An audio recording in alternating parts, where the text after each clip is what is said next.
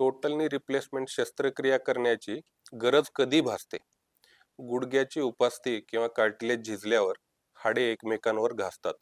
त्यामुळे चालताना वेदना होतात, सूज येते, आवाज यायला लागतो, हालचालींमध्ये मर्यादा येतात आणि खाली बसताना रुग्णाला गुडघ्यात खूप दुखते. जमिनीवर तर बसताच येत नाही. जिने चढणे, उतरणे खूप अवघड होते. त्यामुळे कोणाकडे जायचं म्हटलं तर भरपूर विचार करावा लागतो. औषधे, फिजिओथेरपी, वजन कमी करणे किंवा इंजेक्शन यामुळे काही काळ आराम वाटतो. पण एक टप्प्यानंतर हे उपचार निष्फळ ठरतात. अशा वेळी रुग्णाचं जीवनमान खालावलेलं असतं आणि दैनंदिन काम करणे अशक्य होतं. झोपेत सुद्धा कुशीवर वळताना देखील दुखणं चालू राहतं. अशा वेळी टोटल नी रिप्लेसमेंट शस्त्रक्रिया आवश्यक ठरते. ही शस्त्रक्रिया वेदनांपासून मुक्तता देऊन चालण्यात आणि हालचालीमध्ये मोकळेपणा परत आणते.